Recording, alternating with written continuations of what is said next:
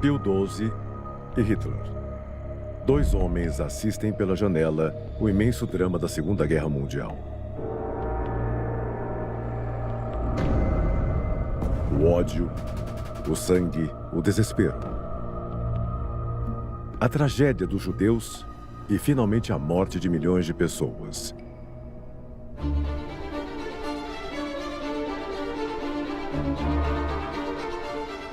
Dois adversários envolvidos em uma luta subterrânea, o bem e o mal. O que realmente sabemos sobre a relação entre o Papa Pio XII e Hitler? Este primeiro documento indica que os dois eram inimigos. Hitler disse explicitamente a Francisco Franco, o ditador espanhol, que Pio XII era seu inimigo pessoal. E por que Pio XII não o denunciou?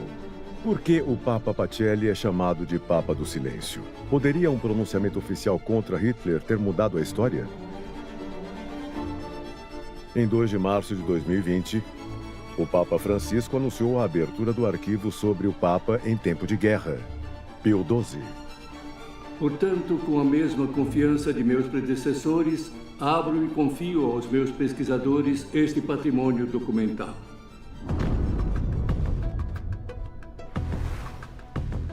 Roma, cidade do Vaticano. Dentro de seus arquivos há milhões de documentos relacionados a um dos pontífices mais controversos da história.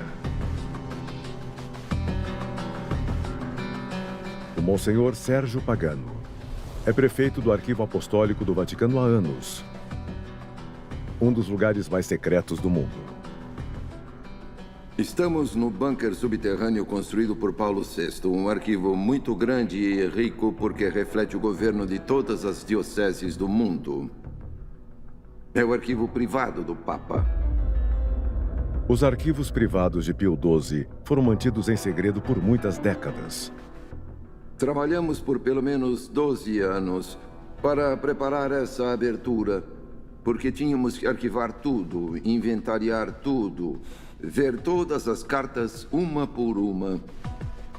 Eu sou o John Henriques, diretor do Arquivo Histórico da Secretaria de Estado. Trabalho aqui há 12 anos e temos cerca de mais de 1,5 milhão de documentos já digitalizados e acessíveis agora nesta sala de estudos. Todos os estudiosos do mundo podem vir e ver tudo o que existe lá. Você precisa ler tudo e reler. Às vezes, o resultado da leitura é de arrepiar, porque esses relatos são realmente devastadores para a sua própria consciência. Você não consegue mais ficar indiferente. Descobriremos então por que Pio XII se manteve calado. Saberemos, portanto, o que exatamente o Papa sabia. Para descobrir a verdade, temos que voltar ao tempo em que tudo começou.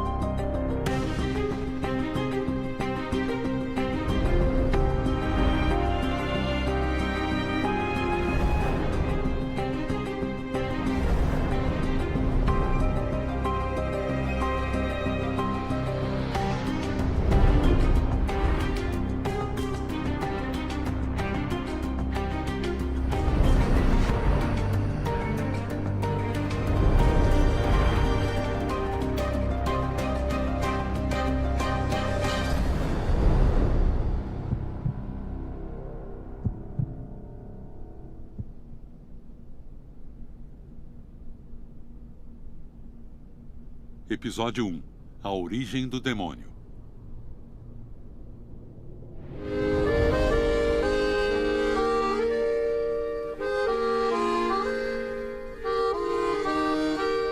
Vor der Kaserne, vor dem großen Tor, steht eine Laterne und steht sie noch A Alemanha está completamente transformada desde a Primeira Guerra Mundial. Berlim agora é uma cidade borbulhante culturalmente, politicamente, artisticamente. Muita coisa está acontecendo. Me chamo James Owen, sou um historiador que escreve principalmente sobre o século XX, focando particularmente nos anos em torno da Segunda Guerra Mundial. Há gente de toda a Europa visitando por conta dessas grandes festas organizadas por milionários. Nessas festas, há liberdades sociais, liberdades sexuais. É uma cidade bem livre mesmo, se preferir. Imaginem a figura de Marlene Dietrich na boate Eldorado, a famosa boate Eldorado. Todo o cenário parece o Grande Gatsby de Fitzgerald. É um lugar bem luxuoso, decadente e divertido de se estar. Eu me chamo Guy Walters, sou autor, historiador e jornalista. Moro na Grã-Bretanha e escrevi muito sobre o período nazista. Em alguns aspectos, respirávamos um clima muito bom, mas os contrastes sociais eram atrozes. Uma grande parte da população estava realmente desesperada e uma minoria muito rica estava indiferente. Bárbara Fralli é historiadora, paleógrafa e arquivista no Arquivo Secreto do Vaticano, agora Arquivo Apostólico.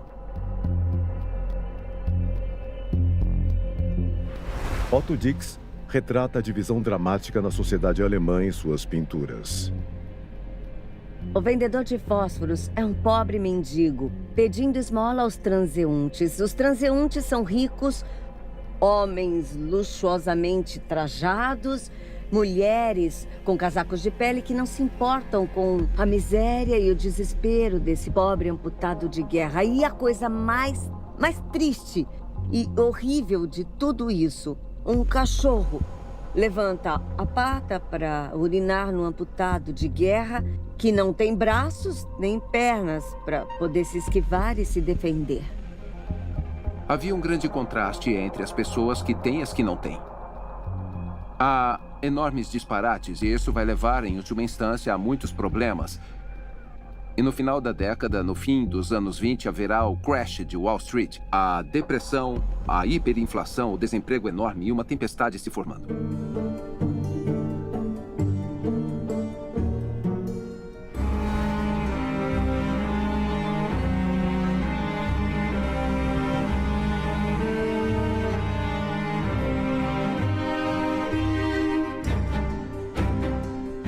A Alemanha, depois da Primeira Guerra Mundial, tem que aceitar essas condições realmente humilhantes. Ela sofre essa grande perda de território, ela é despojada de seu império colonial, seu aparato militar é desmantelado. Mas ainda pior, há essa enorme indenização de guerra deixando a Alemanha de joelhos. A Alemanha tem que pagar 132 bilhões de marcos de ouro. E a economia começa a entrar em colapso e, como resultado, a classe média vai à falência. E mais abaixo, na escala social, você tem essa enorme massa de destituídos. E eles não têm nenhuma esperança real de redenção social. Isso é horrível. Eu acho óbvio que a situação na Alemanha tenha levado ao nascimento do Partido Nazista.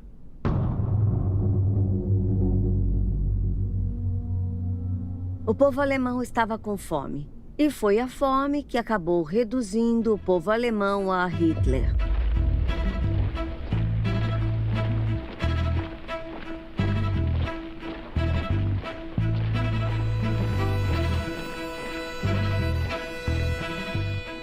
Por fim, a democracia começou a entrar em colapso. Meu nome é Frank McDonough.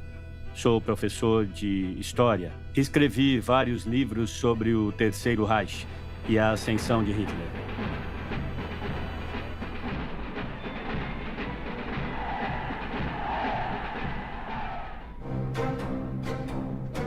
Algumas pessoas pensam que Hitler chegou ao poder por causa da depressão econômica, do crash de Wall Street, mas não é verdade. Porque se foi a depressão econômica que levou Hitler ao poder, então todas as pessoas que votaram nele seriam desempregadas, mas não foram. Os desempregados votaram no Partido Comunista.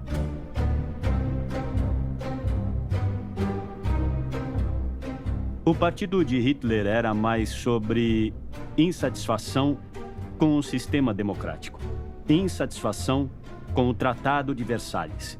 A maioria dos apoiadores de Hitler são, antes de tudo, membros sólidos das classes médias, o pequeno empresário autônomo, o artesão e, mais tarde, o funcionário público, o médico, o professor. Nosso povo alemão, nossa pátria, o movimento que um dia terá que resgatar ambos. Mas há outro componente no qual se baseia a ascensão política de Hitler: o antissemitismo. Se Hitler fosse um pedaço de pedra que você pega na praia, se você cortasse ao meio, estaria escrito antissemitismo. Hitler não atribuiu a derrota militar à suposta inferioridade militar do exército alemão. Não, o que ele e outros dizem é que havia um clima derrotista e antinacionalista na classe político-econômica. Obviamente, essa acusação é dirigida sobretudo aos judeus, porque eles eram vistos como esse tipo de corpo estranho, esse tipo de parasita na nação alemã. Me chamo Eric Silver. Eu sou rabino. Estou há muito tempo estudando nos arquivos do Vaticano sobre esse assunto. Eles tinham que achar alguém para culpar. E os judeus foram, como sempre, os bodes expiatórios internacionais. Você poderia culpar os judeus. E não importa o que acontecesse, se fosse ruim, a culpa era dos judeus. Quando você procura um motivo, está procurando um bode expiatório. Está procurando um alvo, alguém para culpar. Eles apunhalaram a Alemanha pelas costas. Foram os responsáveis pela depressão econômica. Eles dirigiam todos os mercados de ações.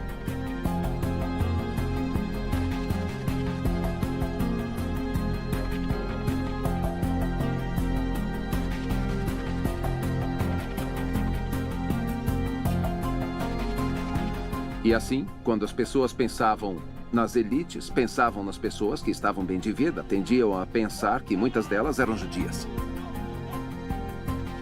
Bom, esse fato era claramente útil, servia extremamente bem à demagogia.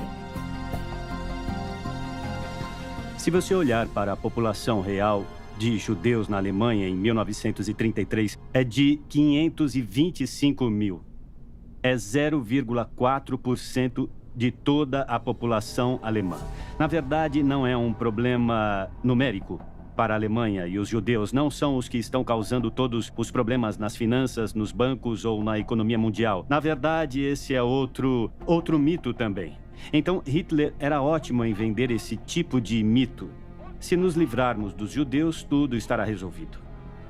Estão tentando tirar todos os judeus de suas profissões e de seus negócios. Soldados de choque e a temida polícia secreta perseguem todos os lojistas judeus.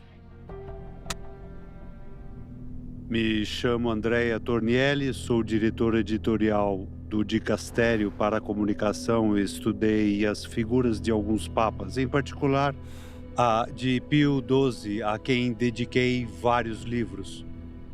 Certamente deve ser dito sobre essa noção que o antissemitismo não era apenas uma característica exclusiva da Alemanha. Ele também podia ser encontrado em outras nações, em nações livres, em nações democráticas. No século XX, o antissemitismo ainda era imenso. O antissemitismo estava vivo e bem em toda a Europa Ocidental, falando daquela época. Há ódio racial em grande escala e é alimentado por esses textos francamente descarados e falsos, como os protocolos dos sábios de Sião.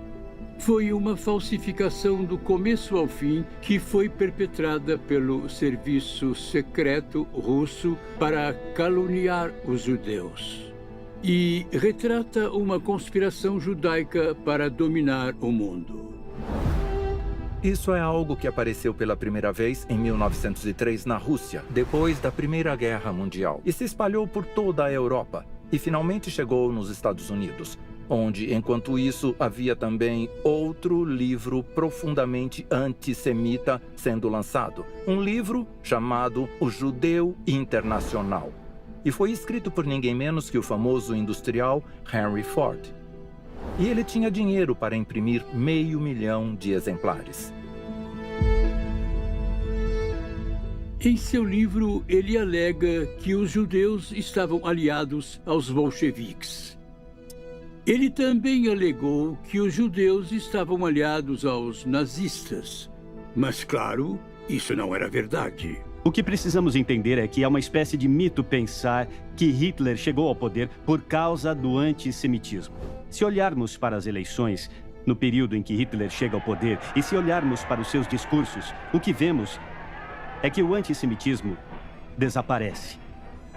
Os eleitores de 1932 não gostam desse apelo ao antissemitismo, então ele abaixou o tom. Ele joga isso para o segundo plano e coloca em primeiro plano que o sistema está podre, a democracia está podre. Vocês nunca chegarão a lugar nenhum com a democracia. O que estou oferecendo é um país unido, onde nos livraremos de todos esses partidos concorrentes e eu me tornarei o líder. E há um partido.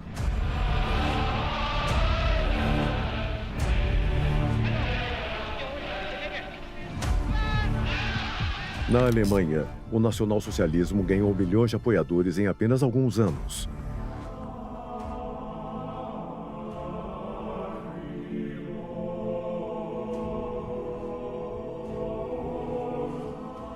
De seus escritórios em Berlim, o chefe da diplomacia do Vaticano na Alemanha, o núncio apostólico Eugênio Pacelli, observa esta situação dramática e relata ao Papa suas crescentes preocupações.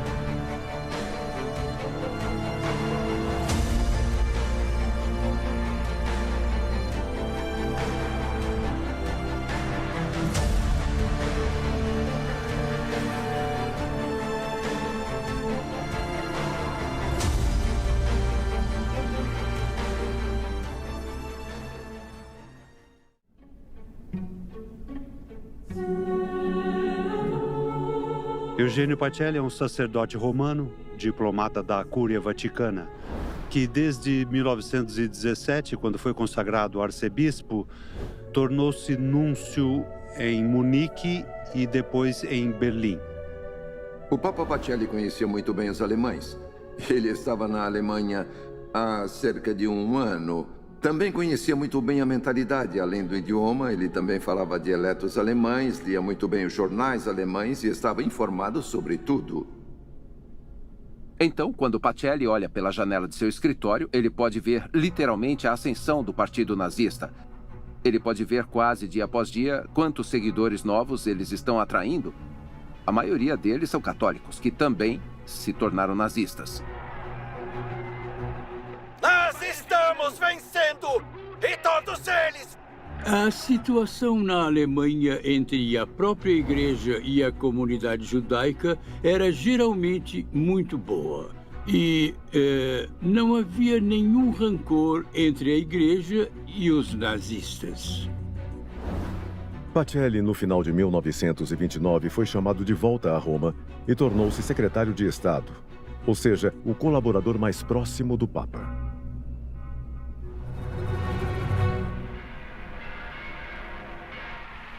Sua Santidade apareceu na varanda e concedeu a bênção. Mesmo em Roma, Pacelli acompanhou a ascensão de Hitler.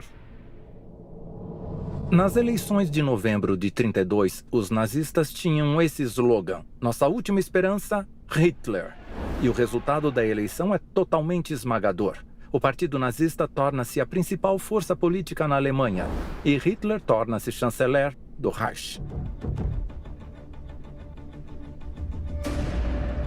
Se você olhar para todas as eleições no período em que Hitler chegou ao poder, de 1930 a 1933, o que você percebe é que o voto católico permanece estável.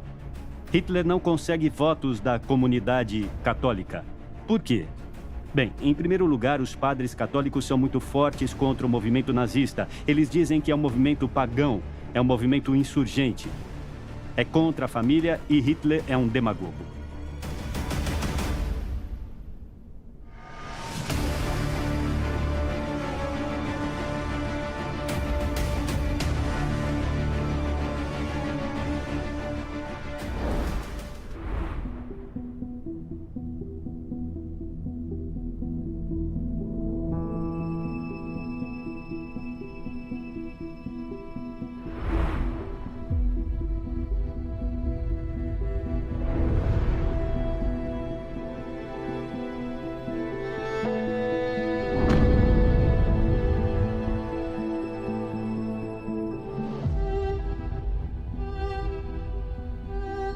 Nessa Alemanha deprimida e faminta, o nazismo entrou em conflito com a Igreja Católica.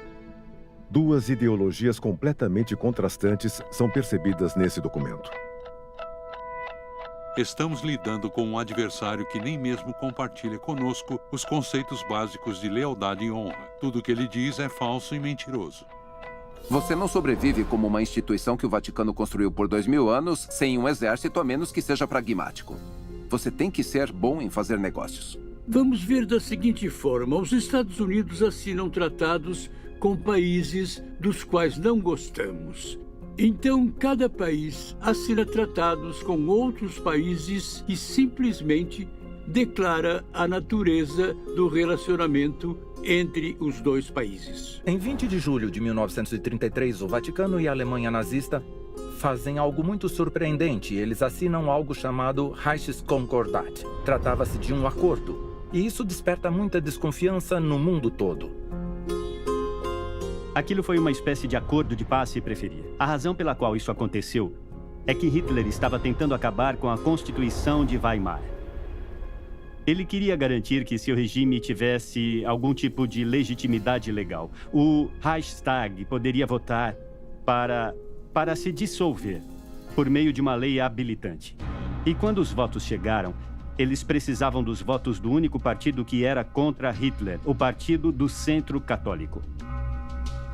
Na Alemanha havia uma necessidade para um acordo que garantisse aos católicos a liberdade de culto, a liberdade de ação. A igreja é obrigatoriamente o incômodo porque quer a liberdade de consciência. Ela quer a liberdade de consciência e não quer submeter as mentes a nenhum ditador ou a nenhum pseudo-democrata que governe com métodos não democráticos. A agência judaica na então Palestina também assinou um acordo com o governo da Alemanha. Assim, outros países fazem o mesmo. No mundo da política real, você faz o que pode e consegue o melhor negócio possível em uma situação ruim.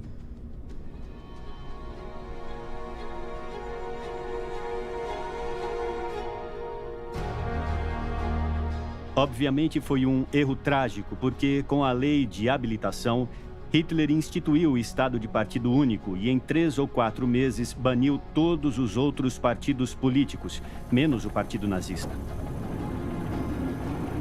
E por que a igreja está negociando com Hitler? Por que eles estão negociando com um louco? Certamente era melhor que o Papa apenas recusasse o que Hitler queria.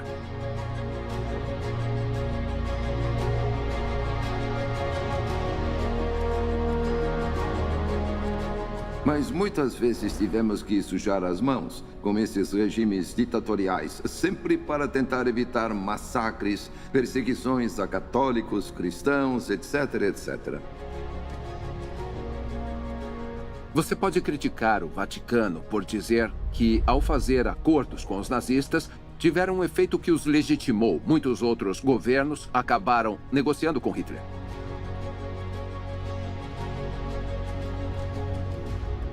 Muitos países ficaram muito felizes em enviar seus atletas para os Jogos de Berlim.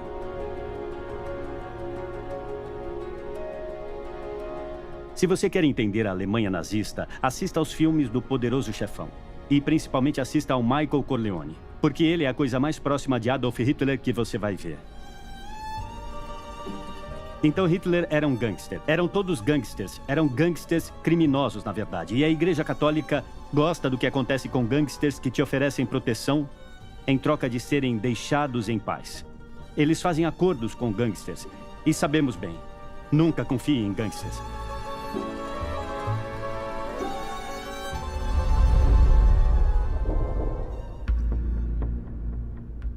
Naquela época, o Papa encarregou o seu secretário de Estado, Eugênio Pacelli, de escrever uma encíclica para apoiar os católicos alemães. Pacelli escreveu a encíclica em alemão e deu o título de Mit brennender Sorge, com ardente preocupação. Essa encíclica é muito especial. Pela primeira vez, a Santa Sé decide transmitir ao povo uma encíclica na sua própria língua. Essa encíclica é quase uma operação de espionagem, porque foi escrita em segredo. Foi impressa em segredo e também distribuída em segredo, não usando o serviço postal, porque havia o perigo de ser interceptada. Todos os párocos alemães tiveram que lê-lo no mesmo dia 12 de março de 1937. Mas a encíclica não obtém resultados. A violência continua.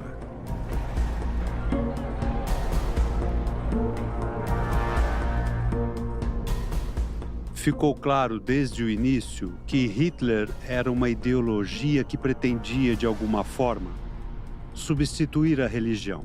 Uma religião nazista, uma religião nacional.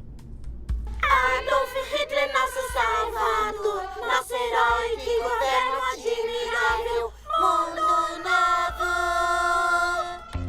Uma das coisas mais extraordinárias que encontramos no arquivo do Vaticano é um documento de 1938, de abril. Trata-se de Mussolini, o ditador italiano, escrevendo ao então Papa Pio XI e pedindo que ele excomungasse ninguém menos que Adolf Hitler. E isso é uma grande surpresa, porque você pensa, espera, pensei que Hitler e Mussolini fossem amigos. Por que Mussolini está pedindo ao Papa a excomunhão de um aliado?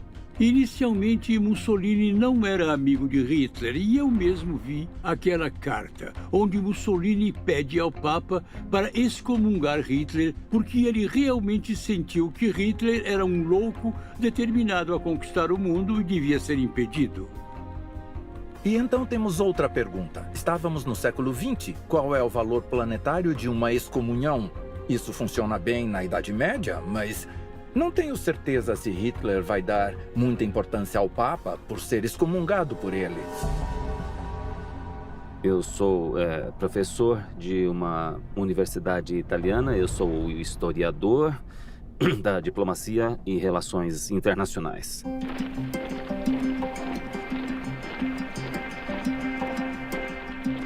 Achar que Hitler poderia parar só porque um Papa o condenou é realmente não ter noção da realidade. Agir sem falar talvez fosse melhor. O próprio Papa experimentou isso quando os bispos holandeses decidiram fazer uma carta coletiva em 1942 contra Hitler. O resultado foi um aumento nas deportações de judeus holandeses.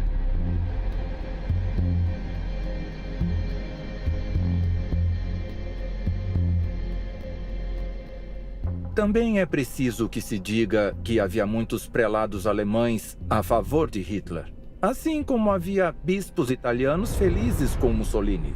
Havia muitos bispos pró-nazistas dentro do Vaticano. Nós sabemos disso, mas Pio XI também era, assim como seu sucessor. E, no entanto, essas maçãs podres dentro da igreja não são removidas e permanecem no lugar.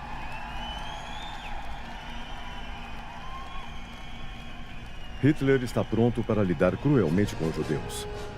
As leis raciais são aprovadas em 1935. Com elas, a perseguição antissemita na Alemanha começa oficialmente. A destruição visava principalmente os judeus, queimando alguns dos maiores nomes da literatura mundial. Como as chamas saltitantes das fogueiras nazistas iluminam a noite, o povo exultante dança em louca emoção. Em 1938, o ódio de Hitler aos judeus explode com força total.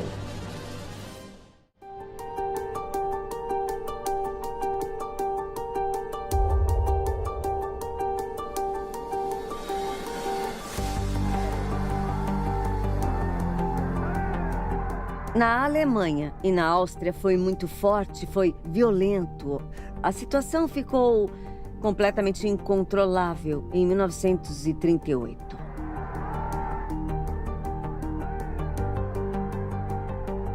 Em 1938, o mundo está se tornando cada vez mais consciente da situação dos judeus alemães.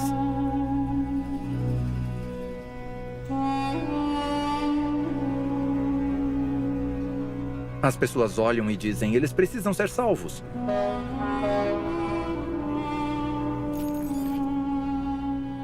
Uma das pessoas absolutamente fundamentais na tentativa de organizar é ninguém menos que Roosevelt, o presidente dos Estados Unidos. É cruel saber que pisam no pé de algumas pessoas. E ele diz, vamos fazer uma conferência. E vai ser em Evian, na França. O que é mais interessante é que Evian significa para trás, ingênuo. E essa é uma maneira muito boa de olhar para isso. Foi uma hipótese ingênua.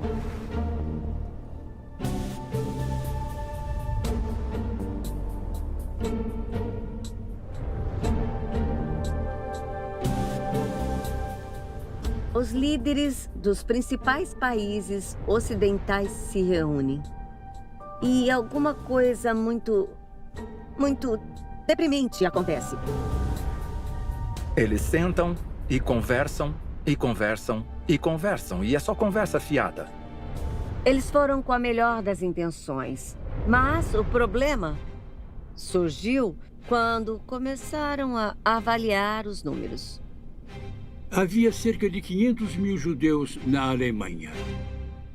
É um povo que se sente em casa em qualquer lugar e em lugar nenhum. Que não tem no mundo nenhum lugar onde tivesse crescido.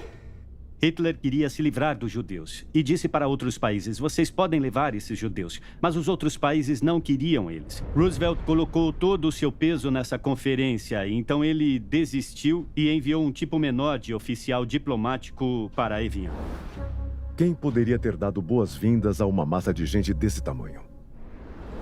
Os chefes de Estado ficaram com medo e começaram a erguer as barreiras. Todos os países tinham uma taxa elevada de desemprego. E esse foi o pretexto com o qual eles basicamente disseram, não podemos aceitar judeus. Os Estados Unidos poderiam ter acolhido 100 mil, 200 mil pessoas, mas não acolheram. Apenas um país fez uma promessa concreta de ajudar. E foi a República Dominicana, que não é um país grande. Se vocês estão tão preocupados com toda a brutalidade contra os judeus, então levem os judeus, mas ninguém acolheu os judeus. Porém, havia uma pessoa lá que mais tarde se tornou, anos depois, a primeira-ministra do Estado de Israel. E essa pessoa é Golda Meir. E é isso que ela diz. Sentar-se naquele magnífico salão e ouvir os delegados de 32 países se levantarem, um de cada vez, para explicar o quanto eles gostariam de acolher um número substancial de refugiados e como foi uma pena que eles não pudessem fazê-lo, foi uma experiência terrível. E acho que isso diz muito sobre como, em última análise, a Conferência de Evian foi um fracasso total. E ninguém realmente ajudou os judeus da Alemanha. No final, os documentos nos contam uma verdade muito amarga de aceitar. No fim, nenhum dos estados queria sinceramente ajudar os judeus. E quando a conferência de Evian resultou num fracasso, Ribbentrop era o ministro das Relações Exteriores da Alemanha.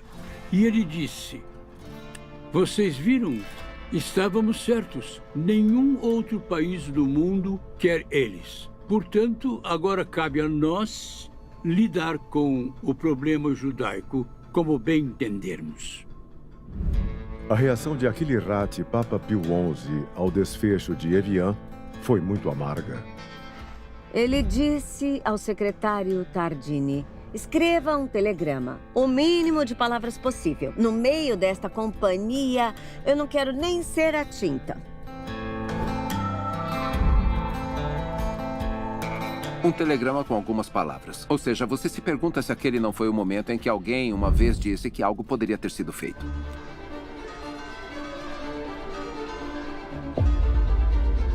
O Papa Pio XI tentou usar seu poder para encorajar a imigração de judeus alemães e austríacos. Mas também na Itália, as leis raciais já haviam entrado em vigor e parte do clero concordava com elas. Grande parte do clero é atraída pela causa fascista, o que eles veem como defesa dos valores tradicionais da igreja.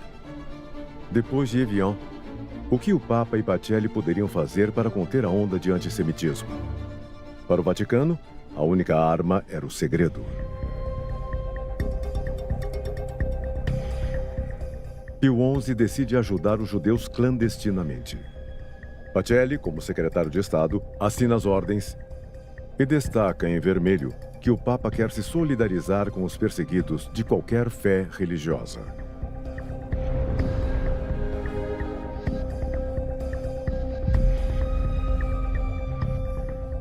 Não é um silêncio, é uma reserva. Um silêncio operativo, mais exatamente. E é isso que a Santa Sé faz ao colaborar com a Cruz Vermelha Internacional, faz ao colaborar com outras agências de socorro, algumas das quais também são judaicas. De certa forma, podemos comparar isso a uma operação de inteligência. A confidencialidade era necessária. E assim, o silêncio é operativo. Não há necessidade de ficar na varanda da Praça de São Pedro e condenar descaradamente. A Igreja Católica, ou o Vaticano, decide em 38 criar um gabinete para ajudar os judeus a saírem desta terrível situação.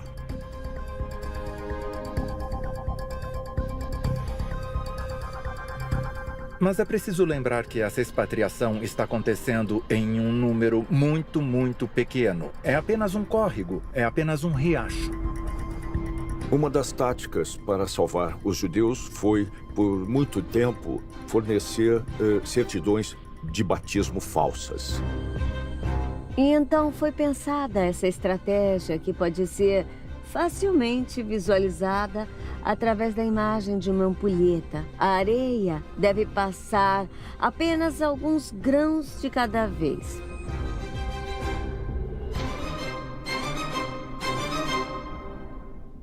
A Santa Sé não tem um exército, não é uma potência no cenário mundial. Por isso, a aproximação cada vez mais evidente dos ventos de guerra e das perseguições até contra os judeus é algo que a Santa Sé acompanha com atenção e preocupação, mas não pode fazer nada concretamente para deter.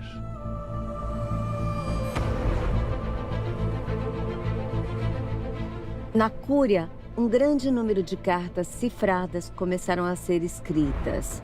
Ou seja, documentos criptografados que foram enviados a todos os delegados apostólicos em todos os continentes, pedindo o que poderia ser feito para acolher o máximo possível de famílias judias nos vários continentes, oferecendo-lhes a possibilidade de trabalho e uma vida digna. Temos milhares desses documentos sendo enviados para a Oceania, para a África, em todos os lugares.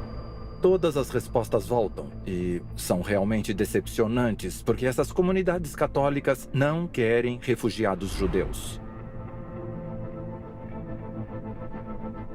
No fim, nenhum dos estados queria sinceramente ajudar os judeus. A situação no final dos anos 30 piorou para a maioria dos judeus. Ficou muito difícil sobreviver.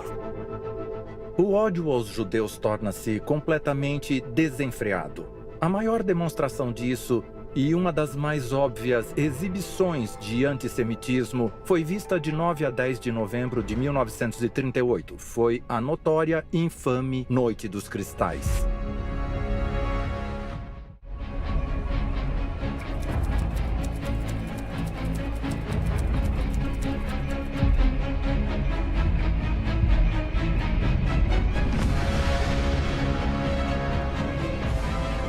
Eram os nazistas lançando suas forças sobre os judeus. Eles realmente queimaram todas essas sinagogas em uma noite.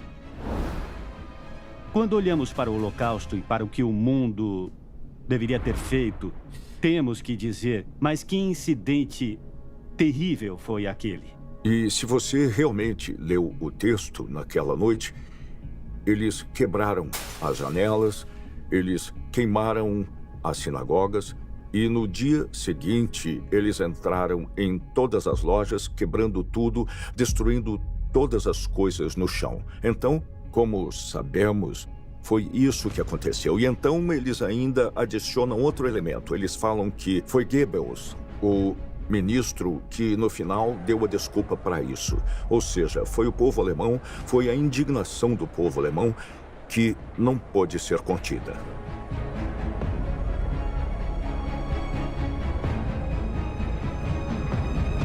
Mataram qualquer judeu em que pusessem as mãos, espancaram até a morte com porretes. Como a imprensa internacional e os governos reagiram? E o Vaticano? Eles permaneceram em silêncio? Por que apontar o dedo para o Vaticano? Por que não apontar o dedo para a América, que poderia ter feito alguma coisa? Por que não apontar o dedo para a França ou qualquer país da Europa? Nenhum país disse nada. Acho que a questão do silêncio diante da opressão é, obviamente, muito difícil. Isso tem sido discutido por filósofos ao longo do tempo. Eu acho que um dos principais temas disso é que o silêncio, já foi dito, significa consentimento. Em outras palavras, se você não protestar abertamente e ficar em silêncio, dará o seu consentimento. Só há duas maneiras de se colocar a favor ou contra. É dizer, sou a favor ou sou contra. No caso do Vaticano, eles queriam manter abertos os canais diplomáticos, especialmente com a Alemanha. Você pode pensar que algo como a igreja realmente denunciaria abertamente os crimes dos nazistas. Mas a verdade é que o Papa, o Vaticano, eles não fazem isso. Eles não partem para cima de Hitler. O que acontece é que eles permanecem nesse tipo de espaço neutro e não assumem uma posição clara. Eles terminam sendo profundamente ambíguos.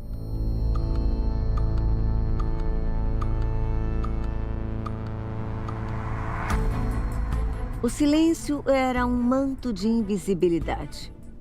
Eu diria que o Vaticano não teve medo de negociar nas vias diplomáticas de forma muito vigorosa, mas em público é diferente. Se você tornar algo público, provavelmente iniciará um incidente diplomático. E a pergunta que eu faria é, por que o Vaticano deveria assumir a liderança quando pessoas como Neville Chamberlain, que é o primeiro-ministro da Grã-Bretanha, não dizem nada? Se ouvir o que ele disse sobre a Noite dos Cristais, ele diz muito pouco. Roosevelt, sim. Roosevelt fez um discurso e denunciou o que aconteceu lá. Os mestres nazistas da Alemanha deixaram claro que pretendem não apenas dominar toda a vida e pensamento em seu país, mas também escravizar toda a Europa. Mas os franceses ficam meio calados sobre o assunto. Então, eu acho que as pessoas disseram que se você passar pela década de 1930 e tentar procurar pelos heróis, ficará muito decepcionado. Porque todo mundo fez coisas ruins. Não importa quem seja. Chamberlain não deveria ter assinado o Acordo de Munique e entregado a Tchecoslováquia. Stalin não deveria ter assinado o Pacto Nazista e deixado Hitler simplesmente invadir a Polônia. Roosevelt realmente não interveio. Ele adotou uma política de isolamento e os franceses construíram a linha Maginot para defender a França, não para realmente atacar a Alemanha. Então, praticamente todo mundo sai mal do período entre guerras. Portanto, por que o Vaticano deveria arriscar seus paroquianos dessa maneira? Eu acho muito perigoso quando começamos a dizer, isso é o que eu teria feito. Sim, eu teria feito isso. Sim, eu teria enfrentado Hitler. Mas quando enfrentamos uma situação de abuso, mesmo quando vemos um homem violento no trem, nós nos levantamos e o confrontamos? Não mesmo. Não. As pessoas olham umas para as outras e, na verdade, muitas vezes ficam em silêncio. Na Itália também, as relações entre o fascismo e o Vaticano eram tensas. Pacelli é um ótimo diplomata e encontra maneiras de demonstrar sua hostilidade até mesmo para Mussolini. Este é um documento muito particular por ser um pergaminho dado a Mussolini porque ele recebeu uma ordem, a alta distinção dos cavaleiros em uma ordem. Agora, O engraçado é que Pacelli pede para deixar de fora a parte central do elogio, do, sabe, reconhecimento de suas virtudes e tudo mais. O que é, claro, também significativo que ele não quis dar isso a Mussolini. Nesse clima de crescente tensão, o Papa e seu secretário de Estado, Eugênio Pacelli, decidiram fazer um discurso aos bispos italianos que deveria revelar algo surpreendente. Nesse discurso, que eu pude estudar e também até tocar, e com muita emoção, você pode ver que o Papa escreveu com a mão trêmula, porque ele era um homem velho e doente, mas também estava zangado com a situação.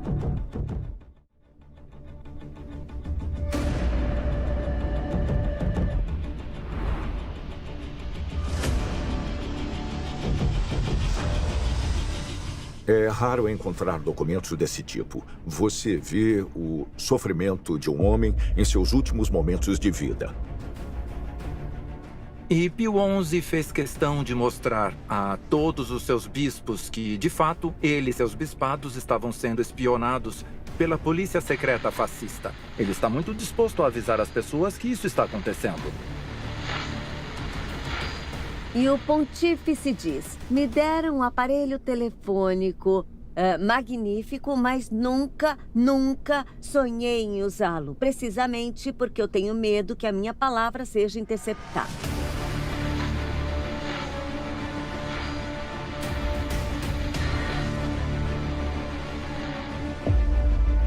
Mas na noite anterior a de seu discurso, há um pequeno problema, porque ele morre de ataque cardíaco. Não poderia ter sido numa pior hora.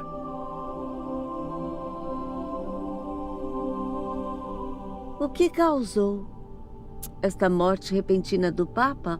Um terremoto na Cúria. Um terremoto porque, por muitas razões, não era esperado. E isso leva a algumas especulações de que, na verdade, talvez o Papa tenha recebido do médico uma overdose da medicação para o coração. Agora o médico se chamava Francesco Petacci. Um nome importante, porque Francesco era pai de ninguém menos que Claretta Petacci, amante de Benito Mussolini. O Papa Ratti estava bem idoso e doente havia um bom tempo. O relato de sua morte fala de complicações cardíacas. Claro que tem havido muita especulação sobre sua morte, mas não há evidências de uma conspiração. Na verdade, não podemos dizer absolutamente nada sobre isso, porque, por tradição e por uma lei muito precisa do Vaticano, não é possível fazer uma autópsia do cadáver do Papa. Com a morte do Papa Ratti, Eugênio Pacelli foi eleito Papa Pio XII, no limiar de um período terrível para a humanidade. E hoje foi eleito Papa o Cardeal Pacelli.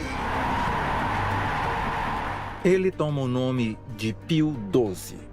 E isso é muito importante porque significa para o mundo que ele vai ser o sucessor de Pio XI.